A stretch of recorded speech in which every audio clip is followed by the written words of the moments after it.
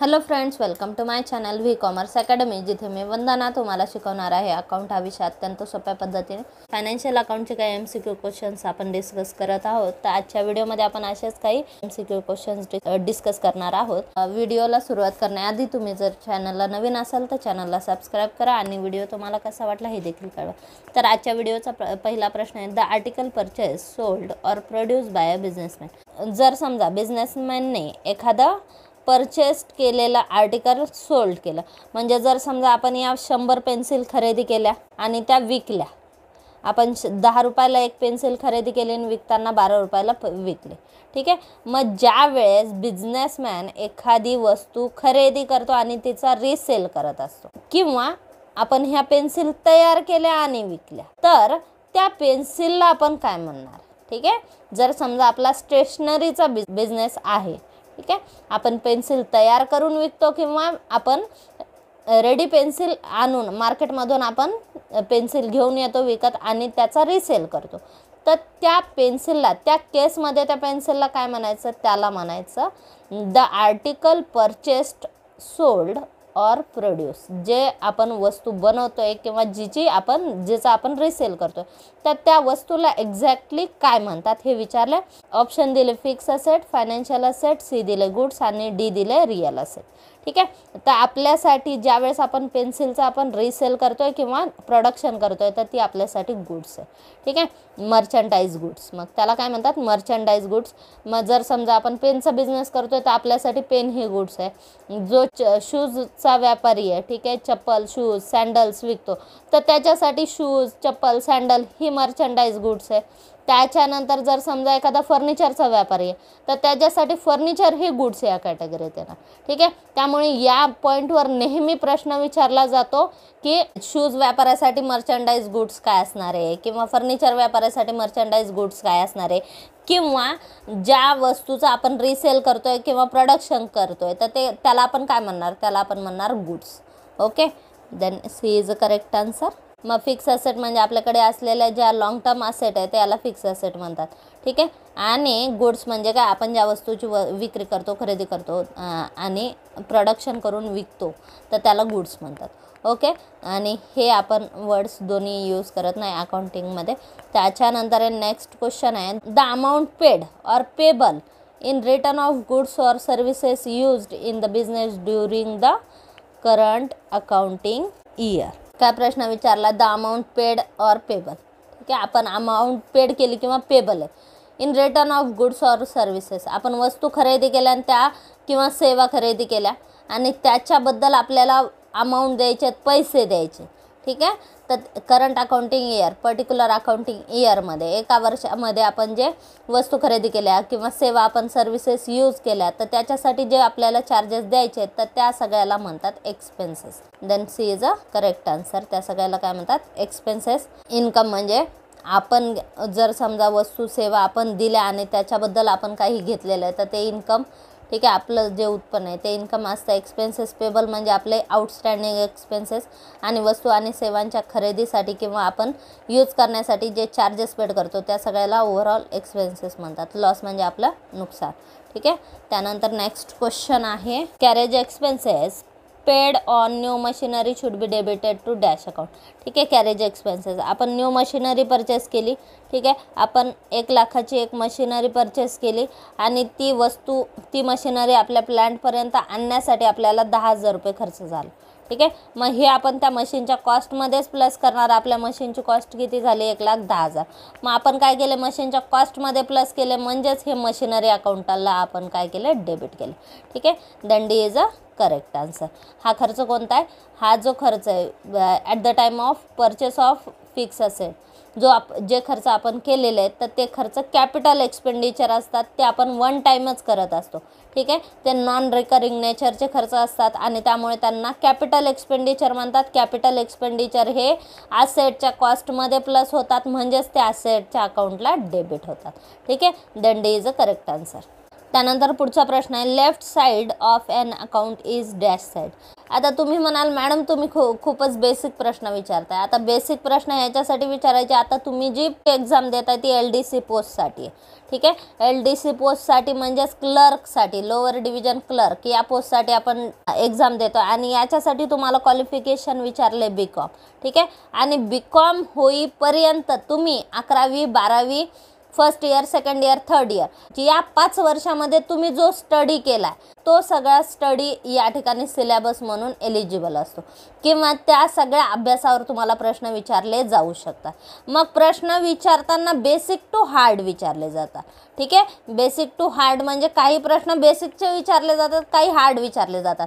असं नाही की तुम्हाला सगळेच प्रश्न 150च्या 150 पैकी प्रश्न काय येतील एकदम हार्ड येतील किंवा सगळेच प्रश्न बेसिक येतील असं नाही. या दोन्हीमध्ये बॅलन्स क्रिएट केलं जातं. ठीक आहे, मग यालाच आपण काय म्हणतो, याला आपण डिफिकल्टी लेवल म्हणतो. डिफिकल्टी लेवल कसं मॅनेज केलं जातं, तुमची पोस्ट काय त्याच्यानुसार तुम्हाला काय क्वालिफिकेशन विचारलंय त्याच्यानुसार तुमच्या प्रश्नांची पातळी ठरत असते किंवा त्याची डिफिकल्टी लेवल ठरत असते. ठीक आहे, मग डिफिकल्टी लेवल मेंटेन करताना जर समजा तुम्हाला 3 प्रश्न हार्ड विचारले तर 1 प्रश्न इझी विचारला जातो. ठीक आहे, जो की कॉमन असतो सगळ्यांना त्याचं उत्तर सहज येईल. ठीक आहे, तर अशा पद्धतीने काय केलं जातं, डिफिकल्टी लेवल आपलं मेंटेन केलं जातं. त्यामुळे अभ्यास करताना असं नाही करायचं की चला सोपे प्रश्न सोडून द्या फक्त अवघडच करा. ठीक आहे, मग त्यावेळेस काय होतं, कधी कधी आपले सोपे प्रश्नसुद्धा चुकून जातात. त्यामुळे कधीच अभ्यास करताना असं जज करू नका की अरे हे खूप सोपं आहे त्यामुळे हे आपल्याला येतच नाही. ठीक आहे, दुर्लक्षित करू नका, कोणतेही पॉईंट दुर्लक्षित करू नका, तुम्ही त्याच्यावरून एक नजर टाकू शकता. ठीक आहे, इथं काय विचारलं आपल्याला, left side of an account, हे जे आपलं अकाउंट आहे. ठीक आहे, याची राईट हँड साईड असते क्रेडिट साईड आणि लेफ्ट हँड साईड असते डेबिट साईड. ठीक आहे, मग आता इथं आपल्याला काय विचारले, लेफ्ट हँड साईड विचारले, मग ती आहे debit. Then B is correct answer. त्यानंतर credit balance in ledger will be. आता या ठिकाणी काय विचारलं प्रश्न, credit balance in ledger will be. लेजरमध्ये क्रेडिट जे बॅलन्स असतात ते काय असतात, लक्षात ठेवा एक्सपेन्सेस, लॉसेस आणि असेट्सचं डेबिट बॅलन्स असतं. ठीक आहे, आणि credit balance income, liability, gains यांचं क्रेडिट बॅलन्स असतं. ठीक आहे, आता इथे बघा तुम्हाला काय दिलं, इन्कम और असेट. इन्कमचा आणि असेटची जोडी कधीच नसते, एक्सपेन्सेस असेटची जोडी असते. ठीक आहे, पण डेबिट बॅलन्स एक्सपेन्सेस असेट हे डेबिट बॅलन्स असतात, इन्कम लायबिलिटी क्रेडिट बॅलन्स असतात. Then C is a correct answer. त्यानंतर next question, dash receipt include the receipt for use of fund और यूज ऑफ असेट.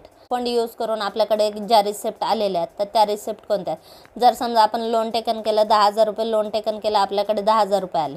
ठीक आहे, किंवा आपण एखादी फिक्स असेट सेल केली, 20,000 आला तर 20,000 रुपये आले, तर ह्या रिसिप्ट आहेत कॅपिटल रिसिप्ट.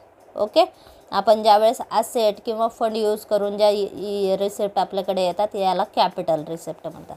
आणि ज्या रिसिप्ट आपल्या गुड्स सोल्ड करून मिळतात तर त्या रेव्हेन्यू रिसिप्ट असतात. ठीक आहे, then B is a correct answer. त्यानंतर आपल्याला आता या ठिकाणी न्यूमरिकल क्वेश्चन विचारला आहे. A machine is purchase ₹1 lakh. The residual value at the end of its expected useful life for 4 years is estimated ₹40,000. The amount of depreciation for the first year ending 31st March 2014 if this machine is purchased on 1st April 2013. ठीक आहे, ही machine आपण खरेदी केली 1 April 2013ला खरेदी केली, तर 31 मार्च 2014ला आपलं depreciation किती होईल ते विचारलं आहे. आता 1 एप्रिल ते 31 मार्च म्हणजे पूर्ण वर्षभराचं आपल्याला डेप्रिसिएशन काढायचं आहे. ते किती येणार, 1 लाख रुपये मशीनची कॉस्ट आहे. ठीक आहे, 1 लाख रुपये कॉस्ट आहे. याच्यातून स्क्रॅप व्हॅल्यू लेस करा, स्क्रॅप व्हॅल्यू आहे 40,000, ती लेस करा, divided by useful life. Useful life किती आहे, 4 इयर्स. ठीक आहे, म्हणजे 1 लाख मायनस 40,000 किती आले, 60,000. 60,000 भागिले 4, डेप्रिसिएशन किती आलं, 15,000. ठीक आहे, then A is a correct answer. त्यानंतर next, report in cash position is. Cash पोझिशनचा जो रिपोर्ट असतो त्याला आपण कॅश फ्लो स्टेटमेंट म्हणतो आणि तो एक समरी रिपोर्ट असतो. ठीक आहे, then B is a correct answer. पुढचा प्रश्न आहे, while journal is dash record of transaction, ledger is and dash record of transaction. आता या ठिकाणी जर्नल कोणत्या टाईपचं रेकॉर्ड आहे, लेजर कोणत्या टाईपचं रेकॉर्ड आहे हे विचारलं. ऑप्शन दिले अकाउंट वाईज, डेट वाईज. त्यानंतर रफ अँड फेअर, सी दिले डेट वाईज, अकाउंट वाईज आणि डी नन ऑफ दिस.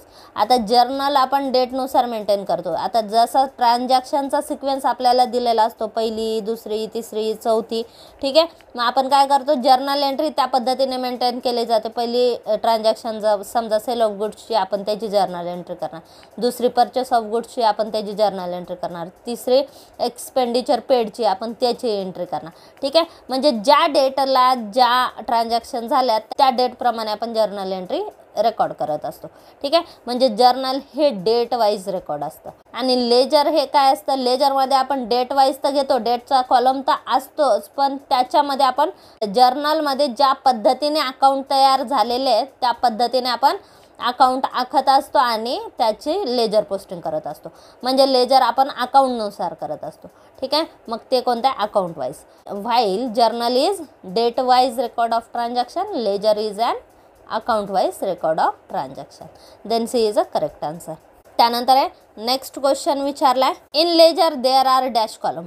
तुमचं लक्ष कुठं किती असतं, ते ऑब्झर्वेशन आपलं बघण्यासाठी कधी कधी असे प्रश्न विचारले जातात. MPSC UPSCला देखील, इंटरव्ह्यूला देखील प्रश्न विचारला जातो, तुम्ही ज्या जिन्यातून आलात त्या जिन्याला किती पायऱ्या, ठीक आहे. आपण सहज चालून जातो तिथून, पण कधीच विचार करत नाही की किती पायऱ्या आहेत, आणि आपलं ऑब्झर्वेशन पण तेवढं नसतं.